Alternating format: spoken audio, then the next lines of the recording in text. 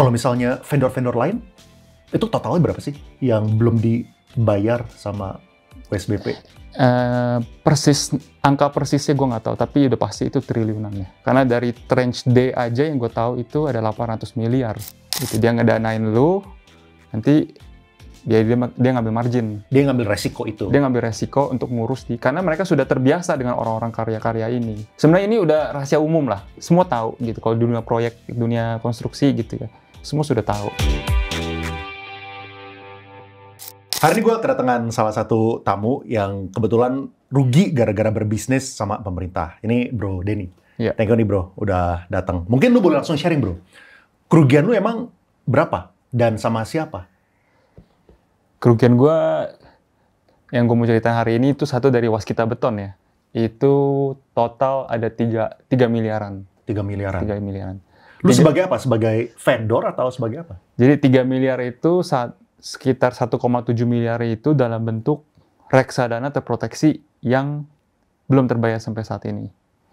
Lalu sisanya 1,4 itu dalam bentuk piutang usaha. Gue sebagai vendor, gue jualan material batu untuk proyek Waskita Beton. Wah, berarti lu kena combo, kena dua-duanya. Sebagai investor sama sebagai vendor berarti. Kena dua-duanya, saking percayanya. Saking percayanya. Menarik, iya. Ya mungkin, ini gue apresiasi juga lu bersedia buat hadir, soalnya tujuannya buat edukasi ya. Soalnya menurut gue reksadana terproteksi ini agak tricky nih. Mungkin gara-gara kata-katanya itu reksadana terproteksi, orang pikir itu adalah kasta tertinggi yang paling aman. Betul. Gitu, makanya nanti kita pengen memperdalam lebih banyak di sana lah. Tapi kita bahas satu persatu deh. Sekarang kayak gimana? Mungkin kita mulai dari reksadana terproteksinya dulu deh. Iya. Apakah udah, ini kan gagal bayar kalau nggak salah setahun 2 tahun yang lalu kalau nggak salah ya? Kalau nggak salah setahun lalu deh. Waskita Beton. Yang ini RDT. Reksadana terproteksinya. Sebenarnya berita awal dia gagal bayar itu sudah lebih dari 2 tahun ya. Nah, ini kupon pembayarannya kan setiap apa? Waktu lancar ya? Waktu lancar. Waktu lancar itu kayaknya setiap 3 bulan apa? Setiap 3 bulan. Habis itu berhenti bayarnya udah dari kapan? Udah cukup lama. Tahun lalu gitu kira-kira? Setahun lalu? Enggak, lebih. Lebih? Tapi exactly kapan gue lupa, tapi yang pasti itu udah lebih dari 2 tahun. Oh, lebih dari 2 tahun? Iya. Oke. Nah, terus sekarang skema pembayaran yang diberikan seperti apa?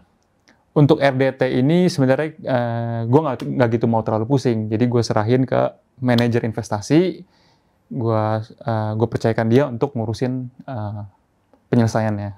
Dan yang gue dapat itu dari manajer investasi, kalau nggak salah itu tranche B ya.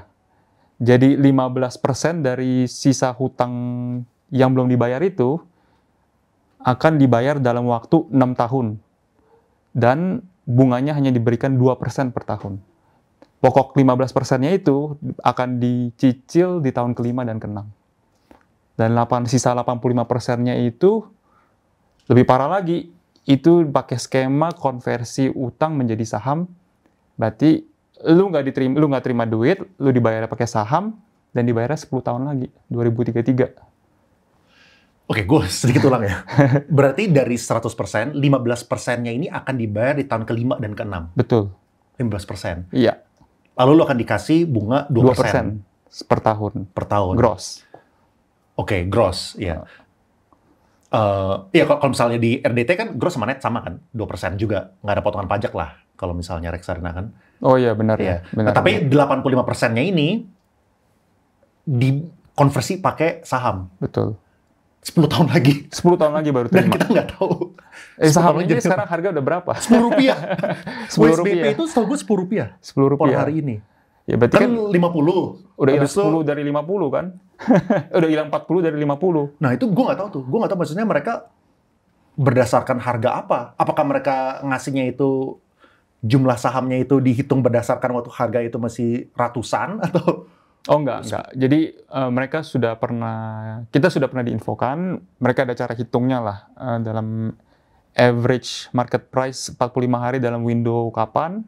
Waktu itu ditentukan di 50, sekian perak. Ya, berarti kan sekarang udah 1/5-nya bro. 1/5-nya. Rp10. Berarti kan kalau misalnya patokan harga yang mereka gunakan itu adalah Rp50-an, ya. Berarti lu akan dikasih per hari ini ya, itu 10 dibanding 50-an. Berarti 10. Dari 85% itu lu cuma dibayar 17% lah. Iya. kira-kira kayak gitu. Dan itu pun kalau ada yang mau beli. Lu jual 10 pun belum tentu ada yang mau beli saat ini gitu. Tapi ya kita gimana? Kita ini pasrah aja gitu. Dibanding kita nggak pegang apa-apa, ya minimal peganglah sahamnya itu. Moga-moga dengan nanti ada rencana pembentukan holding, siapa tahu ada perbaikan manajemen dan segala macam gitu. Ya. Ini mungkin gue sedikit edukasi dikit ya. Soalnya banyak orang juga mungkin yang nggak terlalu paham tentang RDT gitu, reksadana terproteksi ya. Soalnya reksadana terproteksi ini tuh salah satu pilihan yang terbesar dari antara beberapa reksadana lainnya. Ada RDPU, RDPT, RD Saham, segala macam. Reksadana terproteksi itu tahun lalu sekitar 20%, setahu gue. Itu nomor 2 terbesar. Jadi, cuma banyak orang beranggapan gara-gara namanya itu terproteksi, itu adalah terproteksi gitu, yang pasti 100% gitu kan. Nah, dan juga salah satu kelemahannya RDT itu adalah underlying itu kebanyakan satu perusahaan. Kayak contoh kalau misalnya kan berarti kan WSBP underlying-nya gitu kan. Iya. Jadi kalau misalnya satu perusahaan itu gagal, ya akibatnya seluruh performa RDT-nya itu tuh jadinya affected gitu. Ini berbeda dengan RDPT, reksadana pendapatan tetap gitu ya. Kalau misalnya RDPT kebanyakan itu tuh terdistribusi. Misalnya jadi 30, 40, 50 perusahaan di belakangnya gitu. Sehingga kalau misalnya salah satunya gagal, impact itu nggak terlalu besar. Artinya apa? Artinya kalau misalnya lu mau beli reksadana terproteksi, pastikan yang mendiversifikasi adalah lu sendiri. Soalnya dari segi asetnya itu tidak terdiversifikasi. Jadi lu-nya sendiri yang harus diversifikasi. Misalnya, kalau misalnya lu mau beli reksadana terproteksi, ya belilah 20, 30, 40 reksadana terproteksi gitu. Ya ini pembelajarannya lah ya, edukasinya gitu. Oke, terus kalau misalnya dari segi lu sebagai vendornya itu kayak gimana tuh? Gue dari vendor, ya sebenarnya awalnya itu kan kita mulai berbisnis dengan BUMN, dengan Waskita dan Waskita Beton, itu di tahun 2019 ya, dalam bentuk, bukan berbisnis ya, dalam bentuk kita beli reksadananya. Yang underlying-nya gue tahu, itu ada Waskita Karya dan Waskita Beton. Pada saat itu ratingnya masih bagus, tahun 2019 itu kalau nggak salah A- Waskita Karya, Waskita Beton itu BBB plus ya, atau minus gitu. Dan menurut gue, pada saat itu ya kita percaya dengan BUMN gitu loh.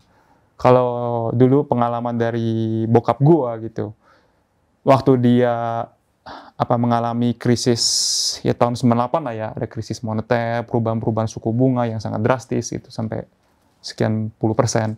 Itu bank BUMN itu yang paling stabil gitu. Jadi nggak ada namanya diras segala macem gitu. Jadi memang diajarin intinya sedikit banyak kita harus percaya dengan BUMN gitu. Jadi kita ngelihat Waskita Karya waktu itu cukup bagus ya, gitu. Dan dia BUMN. Waskita Beton kita lihat juga anak perusahaannya kan gitu. Jadi ya kita percaya kita masuk ke RDT itu. Dan tahun 2020 itu kebetulan kan itu kena COVID ya, kena COVID. Semua dana dialihkan ke kesehatan. Pokoknya proyek konstruksi itu totally tiarap tahun itu. Nah di situ kita melihat Waskita ini lagi ada pembangunan tol di Sumatera Selatan. Nah di situ kita approach, kita coba lah gitu kan. Kita pikir kita mau partisipasi gini dalam proyek pembangunan tol ini gitu. Dan kita tahu gitu loh. Dan kita berharap kita percaya lah mereka pasti akan menyelesaikan hutangnya. Walaupun yang gue dengar bisa aja mungkin cukup lama gitu. Tapi ternyata kan sampai saat ini minimal yang di Waskita Beton ini banyak yang belum terbayar gitu. Emang kalau selalu sendiri berapa yang belum terbayar? Kalau dari Waskita Beton dalam bentuk piutang usaha sekitar 1,4 ya. 1,4. Berarti kena 1,7 di RDT, lo kena 1,4 di sini. Betul. Total ya 3 miliar lah itu. Udah bisa beli rumah, bro. 3 miliar ini dampaknya sih luar biasa ya. Mungkin buat perusahaan seperti Waskita Beton ini receh buat dia gitu kan. Tapi buat kita yang sekelas UMKM gini, ini luar biasa gitu. Kita waktu itu kena COVID, kita pikir kita ada harapan kita bisa dapat misalnya dapat revenue. Tapi ternyata ini bukannya membantu, malah menyusahkan gitu loh. Kita banyak karyawan pun sebagian kita rumahkan gitu loh. Dan sampai akhirnya kita harus suntik modal gitu loh. Kebetulan aja pemegang saham di perusahaan gue ini, ya mereka mau suntik modal waktu itu. Kalau misalnya kita nggak suntik modal, bisa bayangin nggak itu kita ada 40-an karyawan, bagaimana nasib mereka gitu kan. Dan masing-masing karyawan ini kan semua punya keluarga, punya anak, istri, suami, mungkin ada orang tua yang masih jadi tanggungan gitu kan. Ya dampaknya luar biasa gitu. Kalau misalnya vendor-vendor lain, itu totalnya berapa sih yang belum dibayar sama WSBP? Angka persisnya gue nggak tahu, tapi udah pasti itu triliunan ya. Karena dari tranche D aja yang gue tahu itu ada 800 miliar. Dan itu kejelasannya masih nggak jelas sampai sekarang gitu. Bukannya udah ada kejelasan dari segi mereka, dulu gue pernah liput sedikit tentang Waskita Karya dan Waskita Beton Precast ini. Bukannya katanya mereka itu udah konversi menjadi saham juga ya? Iya, jadi seperti kayak RDT gua gitu kan. Ini salah satunya, dia kan ada tranche A, B, C, D gitu. Gua nggak terlalu ngikutin gitu. Kayak RDT gua ini penyelesaiannya sudah jelas. Karena kan diurusin oleh institusi yang ya established gitu loh. Penyelesaiannya jelas. Mereka pakai yang tadi yang gue bilang 15% dicicil dalam kurun waktu 6 tahun, 85% dikonvert menjadi saham dalam waktu 10 tahun. 10 tahun lagi, bukan dalam waktu, 10 tahun lagi baru dikonversi. Gitu. Tapi banyak banget vendor yang seperti gua gini, mereka sampai saat ini tidak ada kejelasan gitu loh. Tidak ada kejelasan kapan kita akan mendapat saham itu. Jadi mungkin gue mau sedikit cerita gitu ya. Ini yang dari si vendornya ini ya, vendor. Bukannya RDT ya. RDT tadi udah kejelasan. Iya. Oke. Dan banyak sekali gitu, banyak sekali vendor kecil-kecil gitu. Mereka bingung, mereka mau kemana ini larinya. Karena bener, orang proyeknya pun udah nggak respon, orang kantor pusat juga nggak mau jawab. Ini maksud dari WSBP-nya? WSBP-nya. Pokoknya sejak kasus PKPU itu, intinya mereka udah nggak responsif. Kita sempat bingung gitu kan, kita telepon sana-sini gitu. Kita datengin juga cuma dilempar-lempar aja gitu. Sampai akhirnya gue terpaksa pakai kuasa hukum. Kuasa hukum, datengin 2-3 kali, baru mereka ada jawaban tertulis. Gitu. Jawaban tertulis, kemarin bilangnya mereka akan melakukan homologasi itu di Desember 2023. Tapi faktanya kan sampai sekarang udah Juni 2024, masih belum. Kita tanya lagi, kita follow up, katanya Desember 2024. Katanya gitu kan. Nah ini yang sebenarnya sangat disayangkan gitu ya. Jadi satu, di proses PKPU itu, gue sama sekali tidak pernah dilibatkan. Tiba-tiba, gue taunya aja dari detik.com gitu loh, proses PKPU, segala macam gitu. Kita nggak pernah dilibatkan, email pun nggak pernah terima gitu loh.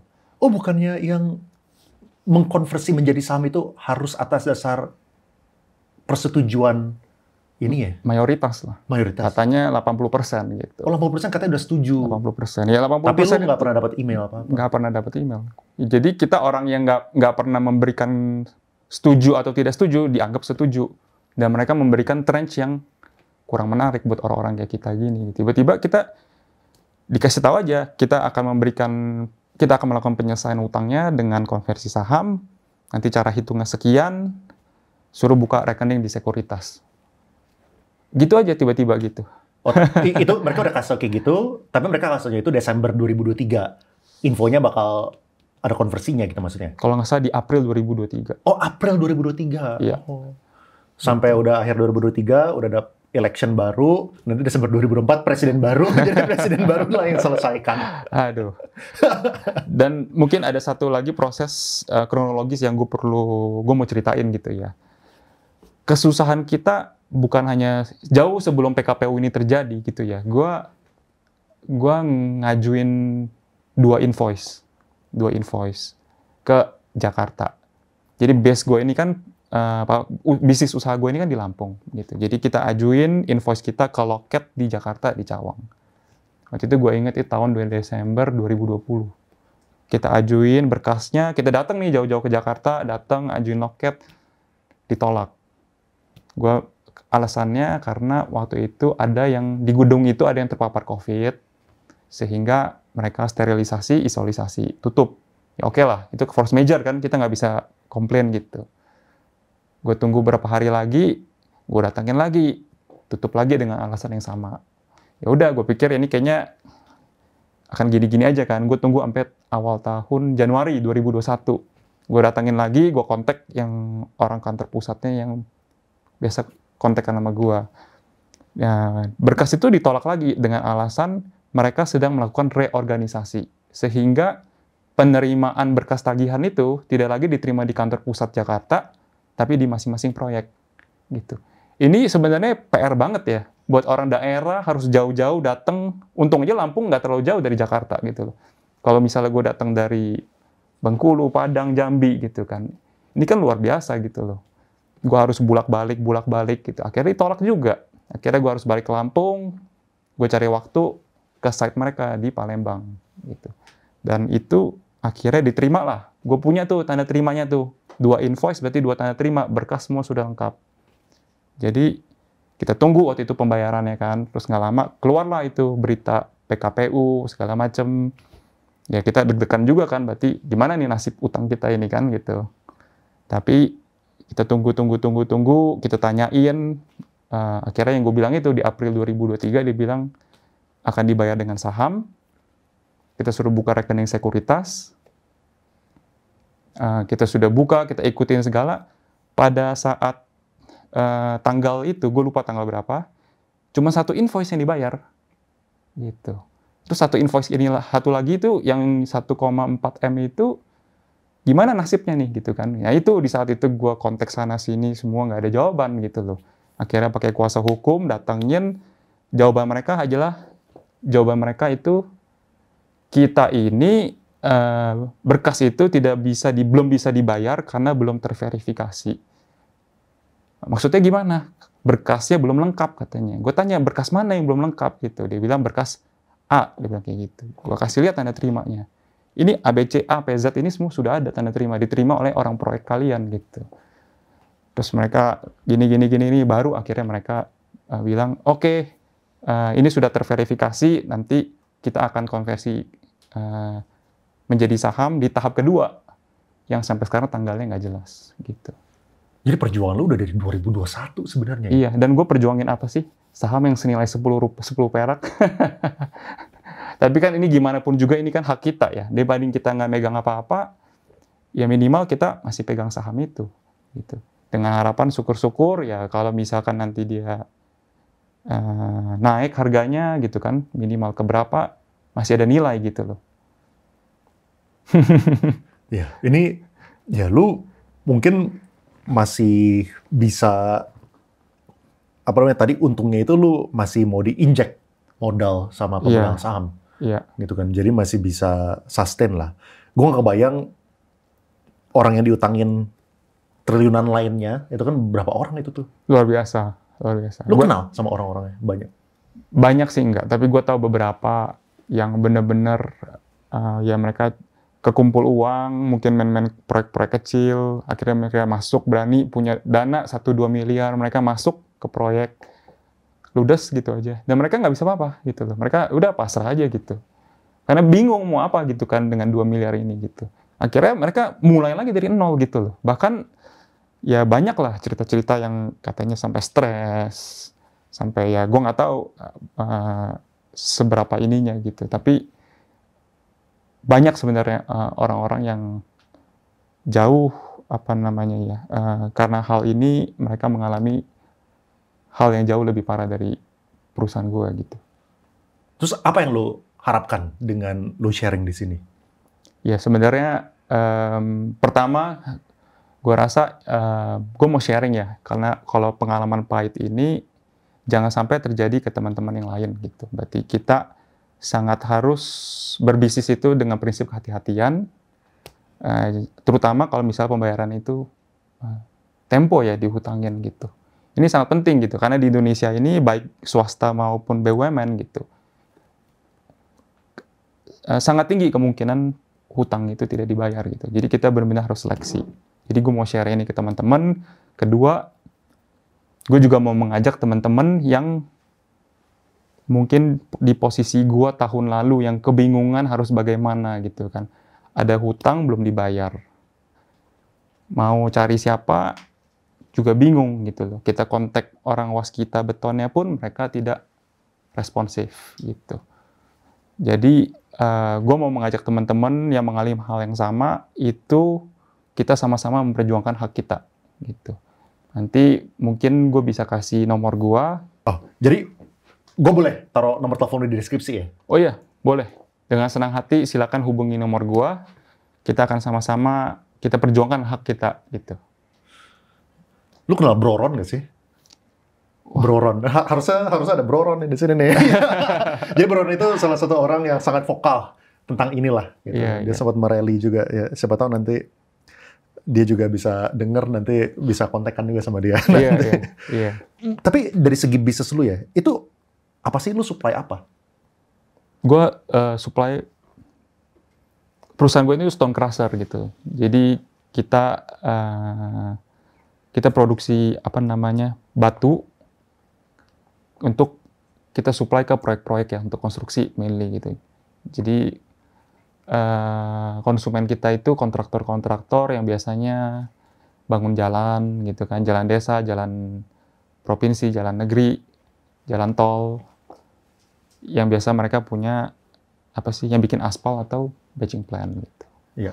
Tapi ini pertama kalinya lu berbisnis dengan BUMN atau sebelumnya udah pernah? Iya, ini sebenarnya pertama kali. Oh, pertama kali. Karena perusahaan gue itu baru jalan di tahun 2019 gitu. Dan di tahun 2020 yang tadi gue cerita gitu, kita kena COVID gitu kan. Jadi kita masih mencari-cari revenue kan, kita masih mencari-cari proyek yang mana gitu. Kita dapatlah Waskita ini. Kita pikir wah ini sebuah harapan yang yang bisa kita nantikan gitu. Tapi ternyata ini sangat menyusahkan ya gitu. Iya. Kalau misalnya dari segi pengalaman buruk dengan yang related dengan pemerintah, apakah ini pertama kali ya? Sebelumnya ada pengalaman buruk, tapi bukan dengan Waskita Group ya, gitu. Kita juga sama sih, ini dalam bentuk bank assurance ya. Bank assurance itu di Jiwasraya itu. Oh, kena combo lu. Combo. Kena combo. Dan itu kecewa banget gitu loh. Kecewa banget dengan penyelesaian pemerintah atau BUMN atas masalah ini gitu. Jiwasraya itu pokoknya kita masuk, gue lupa angkanya berapa, tapi pasti penyelesaiannya itu tiba-tiba sepihak. Mereka kasih pilihan mau dipotong 10%, 20%, apa 30%. Gitu. Jadi kalau misal mau dibayar dalam sekian, misalkan ya, gue lupa exact number-nya berapa, tapi kalau misalkan mau dibayar dalam 5 tahun, berarti lu dipotong 30%. Gitu. Misalkan lu punya uang 100 juta, lu mau dibayar dalam 5 tahun ke depan, berarti lu cuma terima 70 juta. Itu pun akan dicicil selama 5 tahun ke depan. Gitu. Kalau lu mau dibayar 10 tahun ke depan, itu dipotong 20%. Semacam seperti itu. Dan udah kita terima gitu aja gitu loh. Berarti nggak ada pilihan, nggak ada apa, kita nggak bisa ngajukan apa-apa gitu.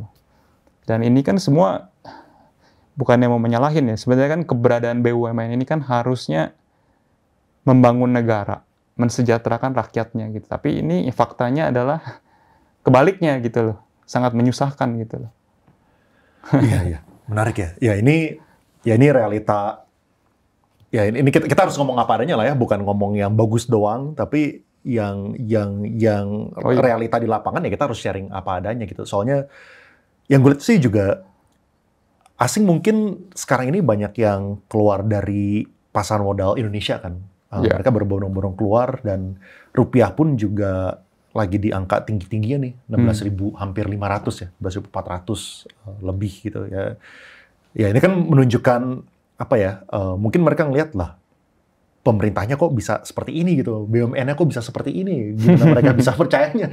Apalagi dulu waktu lu beli berapa? A- ya lu bilang ratingnya ya? Waskita Karya masih A-, Waskita Beton triple B ya, lupa lah plus apa. Nah itu kan yang gitu. Menarik gitu. Maksudnya kalau ya kita kan, maksudnya sebagai orang retail kita kan cuma bisa lihat berdasarkan rating agency yang berikan kan. Betul. Kalau misalnya rating agency itu ngasih A atau A- itu aja banyak yang seperti ini, gimana cara kita lihat yang lainnya gitu? Gimana cara kita ngefilter kalau kayak gitu? Betul. Ya. Emang sih sebenarnya ya kita tahu lah ya kalau misalnya triple A atau segala macam tidak menggaransi, tapi kan kita berharap pengelolaan dananya minimal nggak sejelek inilah gitu. Iya. Iya. Dari lu sendiri, apakah lu masih bakal berbisnis dengan BUMN atau lu sekarang udah nggak bakal balik lagi ke BUMN? Ya, kita namanya pelaku usaha, kita akan selalu fleksibel ya. Kita nggak boleh terlalu kaku. Ya kita, kalau dibilang kita trauma gitu loh. Tapi kita karena trauma ini, jadi karena pelajaran pahit ini, kita jadi lebih hati-hati ke depannya. Cuman gimana caranya bro? Gue nggak ngerti. Maksudnya gini, realitanya misalnya kayak gue bayangin gue di bisnis lu gitu. Gue baru buka 2019, gue investasi gede, ya kan? Gue nyari proyek. Terus sekarang yang lagi gede, yang lagi jalanin proyek infrastruktur siapa sih? Kalau misalnya bukan pemerintah gitu kan? Iya. Lu mau hati-hati, mau gimana hati-hati kalau misalnya, ya kan kayak, emangnya lu bisa minta mereka supaya bayar di muka gitu? Kan nggak mungkin juga bro. Gimana caranya? Kadang-kadang kalau mereka kepepet bisa, tapi biasa lu cari vendor ya. Jadi cari vendor dalam arti investor ya, yang mau ngedanain, gitu. Dia ngedanain lu, nanti dia ngambil margin. Dia ngambil resiko itu. Dia ngambil resiko untuk ngurus karena mereka sudah terbiasa dengan orang-orang karya-karya ini. Oh. Gitu. Mungkin mereka tahu orang yang tepat siapa, harus Betul. kontak siapa. Gitu. Dan ada salah satu gue kenal cukup baik, dia bilang ke gue, pokoknya kalau kamu nggak biasa main di karya-karya, udahlah nggak usah main di karya. Gitu. Nanti bahasa dia apa? Nanti bonyok, dia bilang kayak gitu. Kalau kita tidak, intinya kalau hutang kita nggak digulung sampai sebanyak kita bisa mempengaruhi mereka punya kebijakan, bahasa dia nih kayak gini. Lu itu cuman jadi gosokan aja, numpang lewat, nggak akan diladenin. Itu bahasa dia tuh. Bahasa dia itu. Ya itu jadi pelajaran lah. Emang bedanya apa orang yang terbiasa main sama karya sama yang enggak? Maksudnya apa gitu? Gimana caranya supaya bisa dibayar utangnya emangnya? Orang yang terbiasa ini, apakah mereka punya network khusus atau apa? Satu, network khusus itu pasti. Dia sudah kenal orang-orang dalam gitu yang bisa memperlancar pembayarannya. Kedua, bisa diprioritasin jadinya. Kedua, hutang mereka itu sudah terlalu banyak ya, mungkin puluhan ratusan M, sudah digulung oleh mereka gitu loh. Dan mereka digulung tuh kayak gimana jadinya? Digulung dalam arti ya nggak dibayar-bayar. Jadi utangnya 5 tahun lalu misalnya gitu. Terus bukan tambah pusing kalau kayak gitu? Ya tapi jadi tukar invoice gitu loh. Lu bayar utang gue yang 5 tahun lalu, gue kerjain yang ini. Kan mereka juga mau selesai kan. Mereka ini karya-karya ini kan juga semua ada target. Mereka harus selesai dalam 1 tahun ke depan. Yang mereka cari ini ya mitra-mitra mereka ini yang berani diutangin gitu. Biasa ditukar seperti itu. Lu bayar gue invoice yang 5 tahun lalu, nanti gue kasih lu proyek yang ini. Seperti itu. Ya, gue nggak kebayang sih honestly buat orang-orang yang invoice itu 500 juta, 200 juta, 800 juta itu kayak gimana cara mainnya, gue nggak kebayang. Itu sih ya gue nggak tahu ya, gue nggak bisa mewakili semua orang itu, tapi menurut gue itu sih udah nggak ada harapan ya, udah nggak ada harapan, susah sekali itu. Kita yang miliaran aja nggak dilirik gitu, apalagi yang jutaan gitu. Dan sayangnya biasanya yang paling membutuhkan itu yang ratusan juta. Betul. Itu yang paling membutuhkan biasanya. Iya. Ya, yang miliar-miliaran syukur-syukur masih bisa ada cushion. Iya. Makanya ini sangat disesalkan itu, yang gue bilang gini kan, keberadaan BUMN ini tidak sesuai dengan tujuan dia gitu. Bukannya mensejahterakan, tapi ini menurut gue menyusahkan. Sebenarnya ini udah rahasia umum lah, semua tahu gitu. Kalau dunia proyek, dunia konstruksi gitu ya, semua sudah tahu gitu. Ya, semoga dengan masukan ini pemerintah bisa jadi lebih baik ya. Tujuan Bro Denny sharing di sini juga buat pelajaran buat teman-teman yang mau menjadi vendor supaya memahami resikonya gitu. Ini realita hidupnya ya kalau misalnya emang lu mau main bareng sama karya. Dan juga masukan buat BUMN/pemerintah lah gitu. Soalnya implikasi kalau misalnya ada mismanagement itu gede banget gitu ya sampai kemana-mana. Betul. Oke. Anyway, thank you banget bro atas kedatangannya. Thank you for your time. Thank you.